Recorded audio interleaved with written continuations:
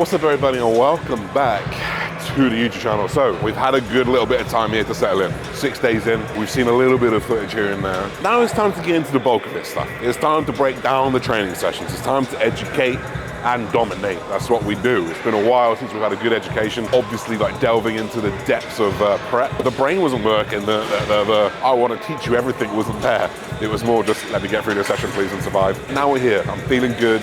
I'm recovered. Everything else is really, really good. So in this video, I'm going to give you a full breakdown into our pull workout. Now, this is my non-lower back dominated day. So it's going to be entirely back and bicep focused. And then once we've done that, we wrap this up. I'm gonna break down the blood work, guys. This is always scary for me anyway. Like, I really, really care about my health. I am one of the conscious bodybuilders when taking steroids, so I'm always a little bit like, oh my God, what's my blood work gonna say? We've got that back. I've also sent that off to John. He's also given me his feedback, so I'm gonna run you through that a little bit later on and just tell you if I'm dying or not. So, without further ado, pull workout coming up. All right, guys, so one of the things that I want you guys to start thinking about before you're training, before you get into it, is priming the muscle. Now, all of my clients will have a section before their workouts, which we call priming. Priming is a fancy word for getting ready. And that means in order to get ready to lift, you got to do a few things. Number one, get the muscle warm. Number two, drive a little bit of neurological connection there. That just means thinking about it. That just means feeling it. And now this is one of my favorite exercises. Grab yourself a cuff. You can just grab the handle if you want, if you don't want to grab a cuff. Put your hand on your lap. Literally, like, try and grab your lap. And I want you to hold your back straight, hold that lap straight, and I'm just going to pull down almost like a pullover. Now, the goal of this exercise is entirely just to feel that movement, get a mild pump, push some blood into that lat, but most of all, just start feeling those lats, and that's really, really important. It's just to start feeling those lats. It's going to allow a better connection to when you do start to load, and the goal of this exercise is no failure and entirely just priming, getting ready. So try this before you get into your back workouts. 3 sets, 10 to 15 reps. Give it a go, and let me know how you go on with that. I think it will really, really help with your back connection.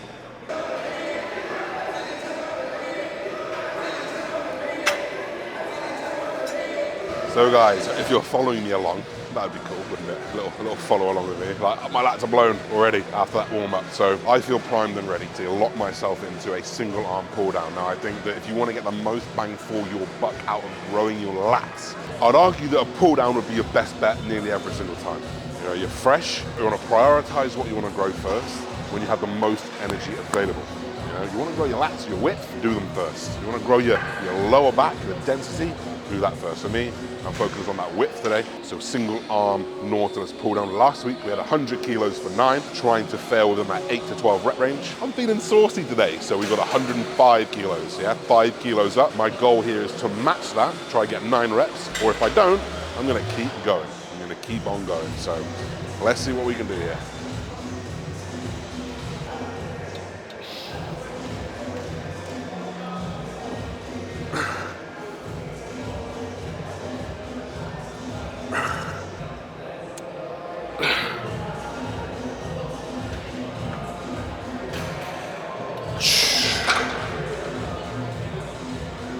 That's reps, 5 kilos up. That is 5 kilos more every single rep. 5 times 9, 45 kilos. That is 45 kilos more load put through my lat than last week. That's our goal here, guys, to bully that weight up in those same rep ranges, achieving more load and more volume through the muscle over time. We've got no choice but to grow that.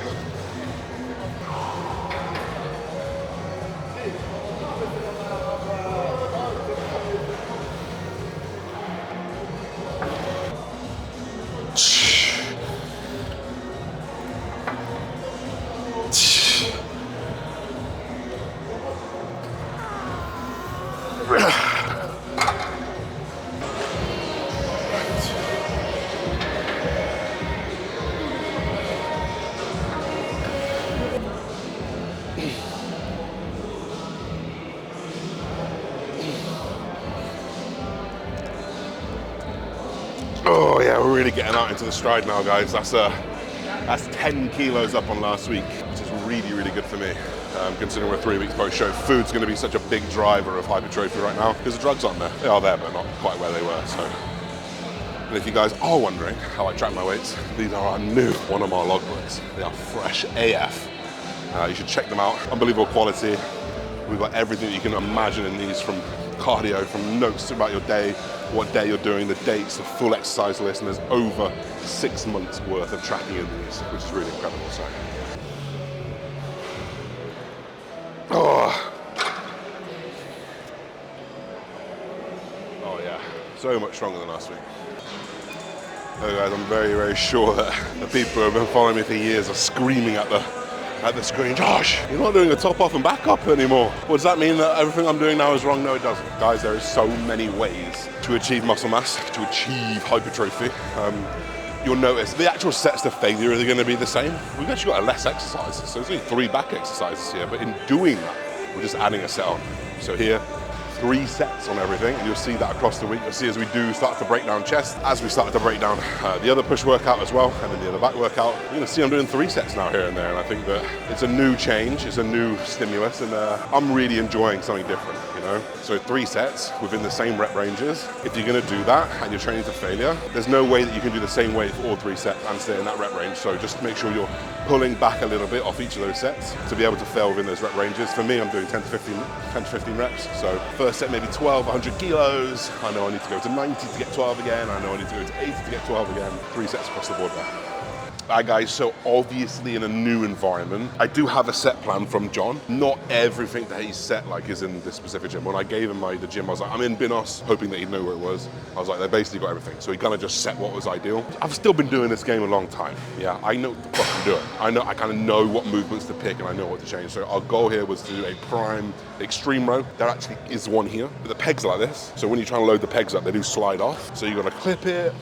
I never really got on so well with the prime extreme row, so I'm not amiss to change that up. So we've switched over to the normal prime seated row here, which for me just feels better. I think being in that horizontal position versus kind of slightly more, being in that vertical position is better than that slightly more horizontal position, just in my connection. I can really anchor in against the pad. And one thing I want you guys to note here is just elbow path. Elbow path, it's really, really key. If I go to the side here, you can quite clearly see the difference between the elbow path here and the connection of the lat here, and then if I was to do my elbow path here, and you can see it's noticeably shift where that tension is going. And obviously we've already loaded that vertical path on that lower lat, so here all we're doing is shifting that elbow path upwards and focusing on that like turtle shell vibe, which is like a big thing for me to do, is to fill in that thickness. So simple prime row here, same thing as before, 3 sets to failure. I'm gonna roll this while I'm here now, and if I can get this in the next gym I go to, perfect, I'll just keep this rolling. But if I don't, I'm not gonna stress, I'm gonna find a like for like movement and replicate that.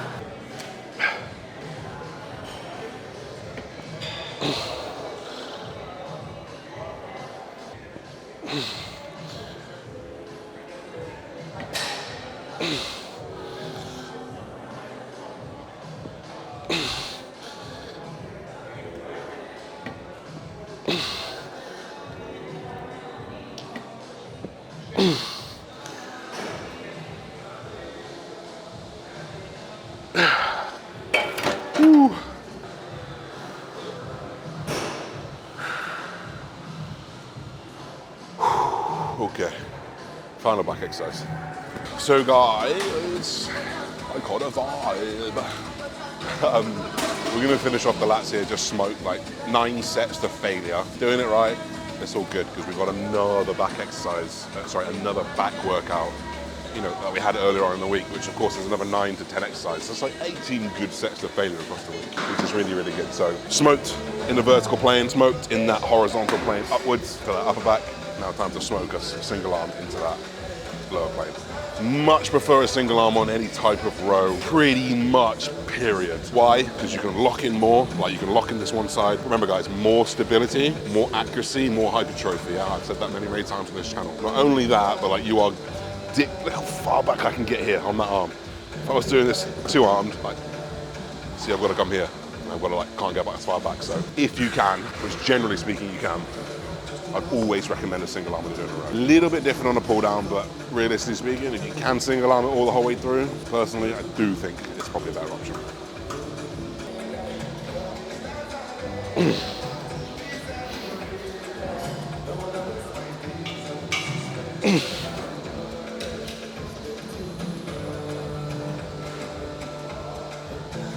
A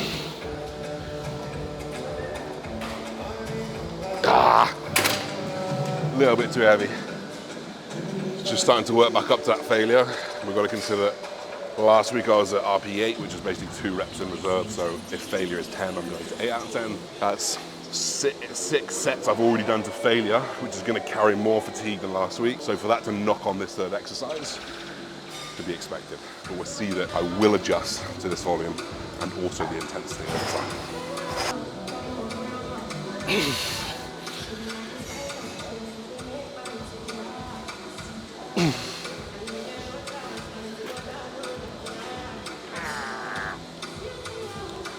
Oh, that's a bit heavy.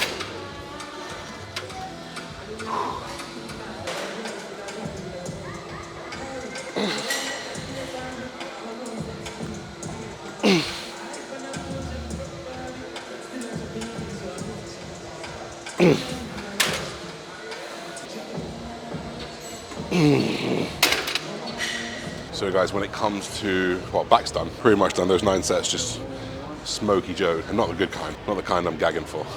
6 days without cannabis. Oh my God.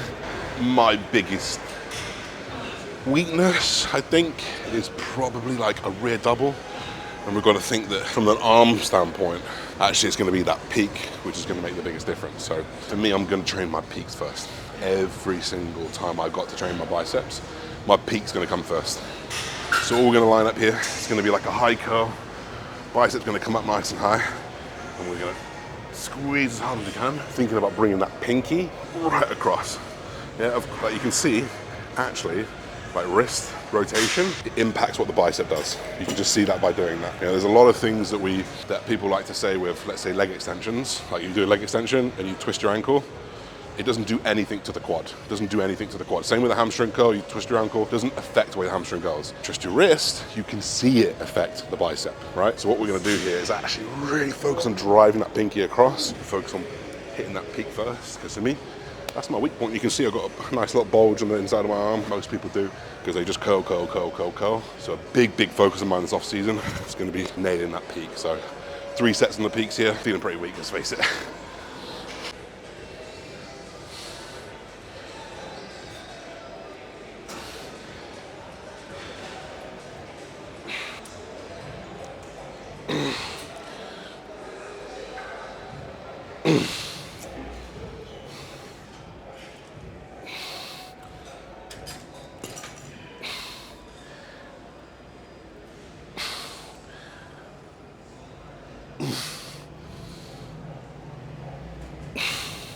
So guys, just to wrap up this session, back completely done, focus on that peak first. Now we're just gonna finish off the biceps. 3 sets again on both the peak version of the curl and then this long curl. If you can, get yourself a pad, you know? What did I say earlier?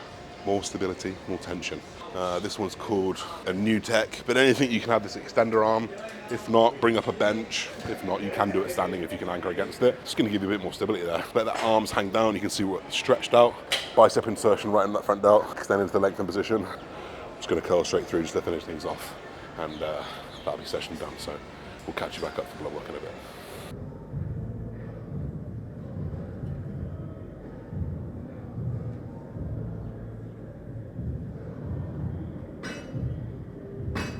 Alright guys, so session done, and I obviously want to take a little bit of time here just to talk you through my blood work. Now bear with me, I've got it on my phone and done it in a different style than last time, or a different company than last time, because I'm out here in Dubai. The orders that you're probably used to are a little bit different. I'm going to obviously put every single page up on screen. If it's in range, I'm going to brush over it really, really quickly, because clearly there's nothing wrong, there's nothing to address, right? So first up, uric acid, calcium, we're all good. We're gravy, baby. No need to worry about that. So the first markers that are going to be out of range here, AST and ALT. These are both liver markers. Now, it's important to know that liver markers get affected by a few things. Number one, all steroids are going to affect it, but specifically oral steroids are going to affect your liver a little bit more. Now, these markers are 2 weeks post-show, maybe even 10 days post-show. I was using Winstrol, I was using Anavar, plus my obvious other anabolics that were injectables. So both of those are going to have an obvious impact on liver markers. Not only that, but training also has an impact on liver markers, would you believe, right? So anyone who has extremely hard training or trains very, very proficiently, even if you're not using anabolic steroids or oral steroids, you might see this marker creep up a little bit. I'm pretty high out the range here, 164 in ALT, 108 on AST. This is going to have to just be monitored. You know, we're going to have to come back and retest this in 4 to 6 weeks and hope that we see a downward trend. I trained legs the day before this, which is really important to note because it was my first real leg session post-show. So inflammation's going to be higher, liver inflammation is going to be higher than ever. Let's say if I'd been training legs for 4, 5, 6 weeks, my recovery capability was nice and high, we might see this a little bit lower, but that wasn't the case. So first up, liver is out of whack. Liver is pretty regenerative in general, as in your numbers tend to come back pretty quickly. It's a very, very resilient organ. And that's important to note as well. Urea, BUN, blood urea nitrogen, they're just above the markers. Now, again, kidney markers, urea, BUN, are all going to be affected directly from training. Being also on a high protein diet, having creatine within my diet, being highly muscle massed and obviously creating a lot of muscle protein breakdown because I'm training 5 times a week. Seeing these numbers just above the outside range is probably not too much of an issue. You get a lot of messages from guys and girls who panic when their kidney markers are slightly out of whack. Really, guys, like you could go train a really, really hard leg session and you could probably see these markers a little bit high. So again, kidney and liver are both affected by training. For me, these markers are like 1 or 2 notches above the reference range. Being suprahuman, I'm not worried about that. In fact, this is probably one of the best results I've had for my kidneys. And if we consider that this is 2 weeks post-show, this is a very, very good marker. So one here that I do want to bring up is HbA1c, which is glycated hemoglobin, which just is like a snapshot of the last 3 months of blood glucose, right? So this is generally telling me that the trend of my blood glucose puts me in the range of pre-diabetic, 5.7 mmol. Now, on the face of it, you're probably going to think, oh shit, like I'm pre-diabetic here, I've got to be very, very careful. But then we consider the hemoglobin part.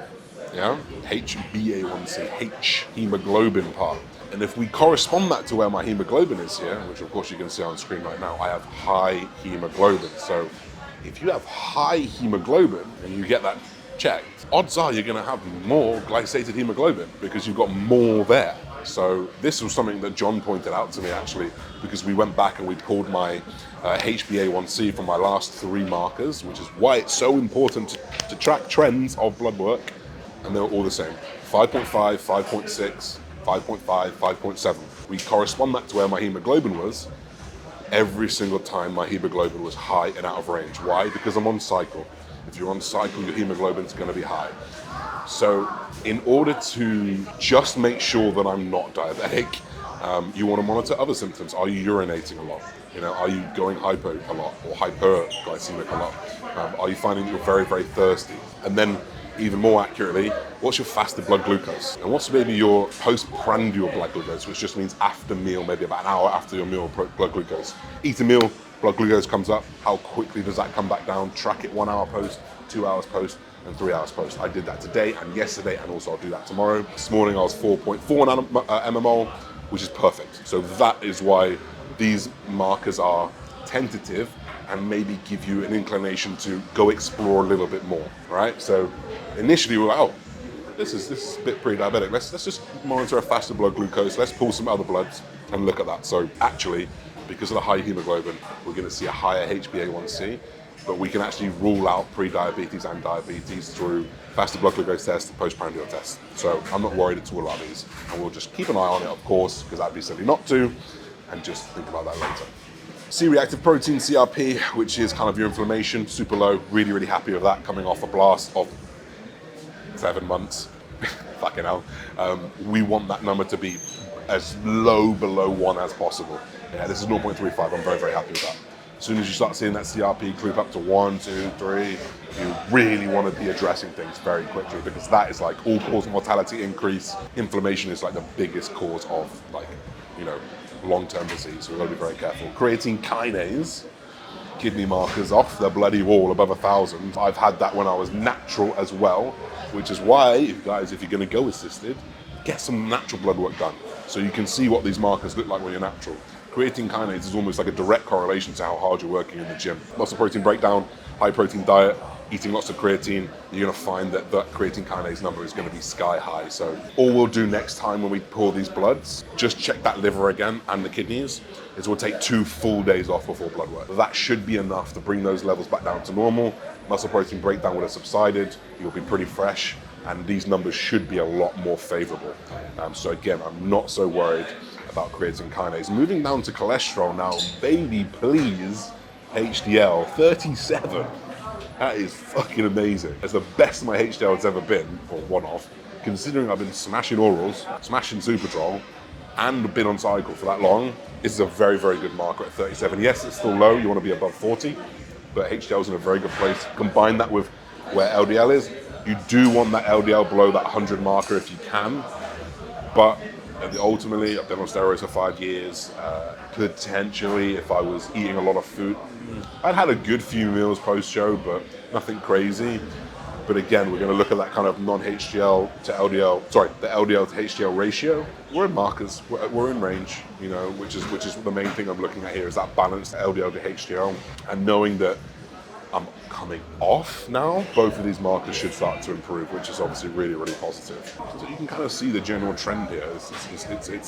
It's erring on quite positive. Now, this is potentially something that we do need to address. Total iron binding capacity is a little bit high, along with unsaturated iron binding capacity being a little bit high as well. And then if we look at that combined with where hematocrit is, that's basically saying that I've got low iron but high hemoglobin, which doesn't make the perfect sense because iron obviously is in blood, right? So if you've got more blood, technically you might have more iron. Now that may well be down to just being in a hypocaloric diet, which means that my micronutrition wasn't being fully met. I wasn't consuming enough iron in my diet, which has just caused that to go down. Another thing that can affect iron is blood donating. If you donate blood a lot, you might lose a lot of iron, and actually it takes a little bit of time to build that iron back up. So if you blood donate, spend time in a hypocaloric diet, a deficit, you know, where you don't have enough iron coming in, I'm not eating enough red meat, I'm not eating whole eggs or anything else that contains a lot of iron, you might see that iron just come down, but it's iron without anemia because my blood count is nice and high. So we will see that number, we should see that number start to creep up. I'm bringing in more red meat, I have whole eggs every morning, I've got more calories available, which means more micronutrition available. And this is why it's so important post-show not to just eat shit food, right? Shit food does not have the micronutrition you need to recover, which is why for me, I'm so hot on having really, really good food. So I've got lots more fruit in there, whole eggs every morning, I'm eating beef once or twice a day. So when we do recheck this in 4 to 6 weeks, we should, touch wood, there's no wood in Dubai, it's all marble. We should start to see that iron start to creep up and reflect hemoglobin bang on, hopefully. And then finally, guys, we do start to creep down a little bit more. So we talked about the red blood count. I'm not going to bloodlet because coming off cycle should see red blood count come down, but we can see that a few of those markers are a little bit high. And if we just, like we said a little bit earlier, combine those with your iron doses, it's a little bit off. So we've got to just make sure that we spend some time off now. This is blood work that says that you should spend a bit of time off, versus when we got this back in February and we were like, actually, we're all good and we can keep going, you know? Which is why when people say, how long do you stay on cycle? How long should I cycle? How long should I come off? I don't fucking know. Check your blood work. The blood work will tell you when. If you take blood work and every single thing is perfect, very little reason or sense to come off. Vitamin D may be a little bit low. Creeping on the urge of deficiency is 20. I'm at 25, so I've been having 5,000 IUs of vitamin D a day. I'm going to double that to 10,000 IUs for the next 4 to 6 weeks until we get our next blood work done. But also, I'm out in Dubai now, so actually conversion of vitamin D is going to be a lot higher. It's been cold in England. There's not really been nice weather. I've been wearing long clothes, baggy clothes, so my skin isn't exposed to the sun that much. So I'm not going to be producing endogenously that much vitamin D, which is why there's a cause to bring that vitamin D up. I would be surprised if my vitamin D is low in like 2 weeks or so once I've been out in the sun for like 2 or 3 weeks. So that is something to consider as well. And then finally, guys, we can talk about estrogen. Estrogen's nice and high. Testosterone's nice and high. We can see the testosterone's up above those 45s. I'm using about 200 milligrams of testosterone. Usually I would probably try and put that into a normal range, but I'm no longer a normal guy in order to support my muscle mass. And when I look at my risk to reward ratio, actually having a little bit higher testosterone is probably going to support me a little bit better. It's probably going to help me get healthier quicker. So I'm not going to change that dose. and John was very, very fine with where my estrogen is and my testosterone, so we're not going to change that at all. Thyroid, again, nothing really to worry about.